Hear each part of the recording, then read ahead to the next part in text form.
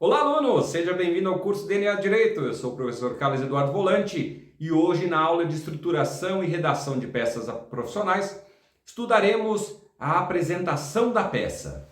Ao redigir a peça profissional, o candidato deve se atentar a alguns detalhes na estética da peça e isso pode não só influenciar na nota, mas até na reprovação do aluno. A começar pela letra. A letra deve ser legível. E se o examinador não conseguir entender aquela letra, seja uma palavra, uma expressão ou a prova inteira, ele não está obrigado a se esforçar até o final para entender. Ele pode simplesmente, do que ele não entendeu, descontar o ponto ou simplesmente desconsiderar a prova inteira e a prova ser zerada. Então é importante que se escreva com letra legível. Não há nenhuma obrigatoriedade de ser letra cursiva ou letra de forma. As duas são admitidas. No entanto, se optar por letra de forma, letra bastão, o candidato deve se atentar para diferenciar a letra maiúscula da minúscula. Vamos para o slide para eu demonstrar isso para vocês. Percebam aqui que apesar da letra bastão poder ser usada, ela se diferencia da minúscula para a maiúscula. O examinador ele quer saber se você sabe quando pode ou quando deve utilizar a letra maiúscula e quando se usa a letra minúscula. Então, o A maiúsculo, ele existe, mas ele é diferente do A minúsculo. O mesmo vale para o B, para o D, para o E, para o F, para o G. Todos eles têm uma diferenciação entre a maiúscula e a minúscula. Umas ou outras nem há essa diferenciação, mas várias letras têm essa diferença. Então, se você vai usar ou vai redigir a peça com letra de forma, tente fazer essa diferenciação. Você deve utilizar a letra maiúscula quando vai trazer algum pronome de tratamento, iniciar frases, colocar títulos. Então, são algumas hipóteses em que a letra deve ficar maiúscula e você deve diferenciar. Vamos trazer um exemplo disso, que é um erro muito comum na peça profissional. Vamos para o slide. Vejam aqui que no vocativo, no endereçamento, você deve diferenciar a letra maiúscula da minúscula. No primeiro, que é o exemplo que está correto, começou a frase, colocou o A maiúsculo, depois vem minúsculo. Douto juízo, também inicia como é pronome de tratamento, vai começar com maiúsculo. Nome da cidade, da comarca, nome do estado. Então, cada palavra aqui iniciou em geral com letra maiúscula, porque ou está dando destaque, ou é nome próprio, ou é início de frase. Agora, as preposições, vejam que ela está toda em minúscula. Você não pode, que aí é o segundo exemplo que está errado, colocar todo o endereçamento, todo o vocativo em maiúsculo. Porque aí o examinador não sabe se você sabe diferenciar o que deve ser maiúsculo e o que não deve. Então colocar ao douto juízo da quarta vara. Não só porque está errado gramaticalmente, mas porque na gramática da língua portuguesa, se você coloca a expressão toda em maiúscula, significa que você está gritando. Então você está dizendo, ao douto juízo da vara. Não pode, né? Chega a ser desrespeitoso. E já aviso aí, ó, se tiverem dúvidas, podem me mandar no corpo aqui embaixo, você tem um espaço para me mandar pergunta. Mas se mandar tudo em maiúsculo, eu vou achar que vocês estão gritando comigo, não vou responder, hein? Tem que respeitar, seja no e-mail, no WhatsApp ou no endereçamento da peça, tem que essa peculiaridade, respeitar a língua portuguesa.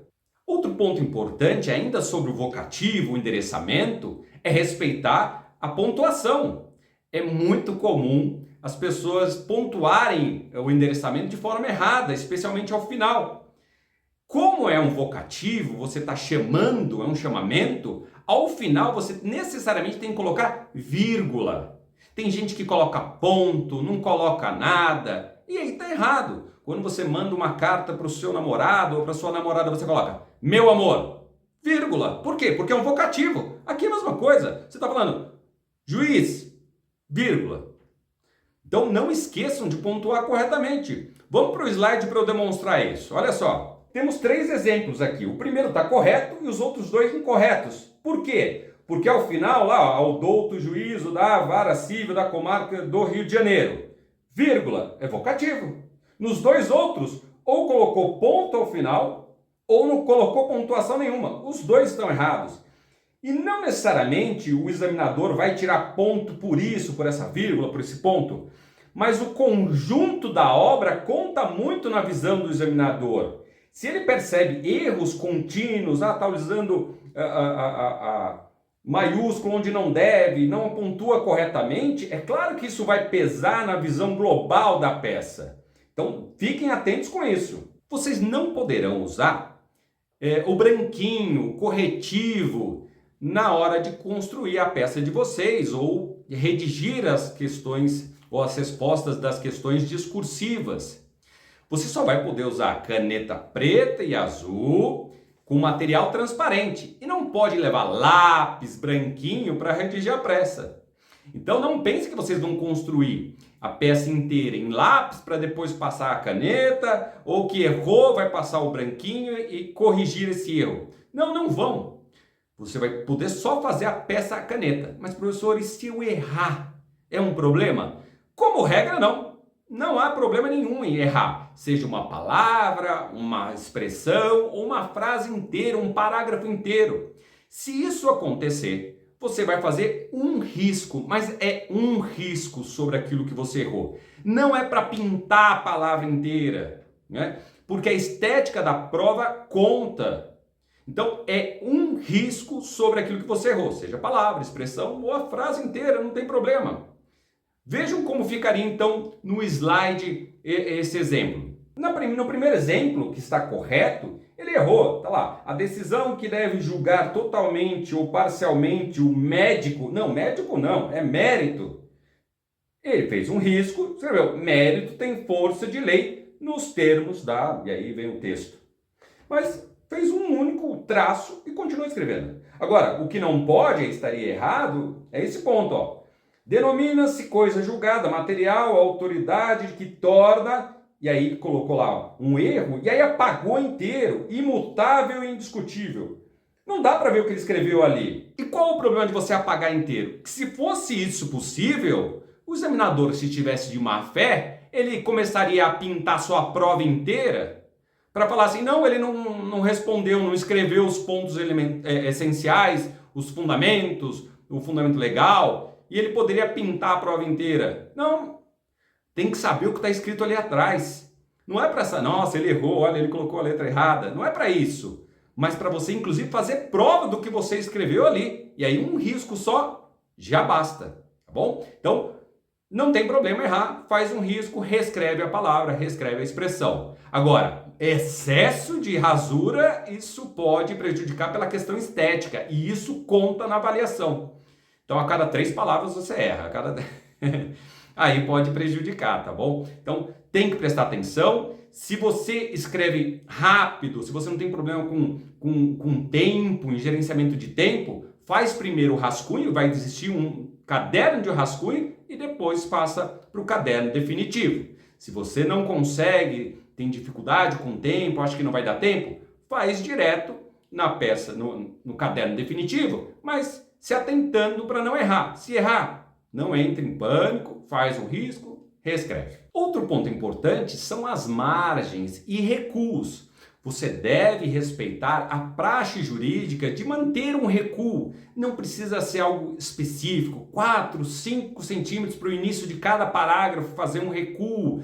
É 4, é 5, é 6, não importa, né? É mais ou menos ali o meio da folha. E não vá dobrar a folha no meio para marcar. Já vi isso e isso foi identificado como identificação da prova e anulou a prova. Não vai dobrar a folha, marcar a prova, né? Tente apenas manter um paralelismo, uma igualdade mais ou menos entre o início de cada parágrafo, dando um recuo ali, mais ou menos 4, 5 centímetros, tá bom? Esse recuo é importante pela praxe jurídica. São normas de correspondência empresarial.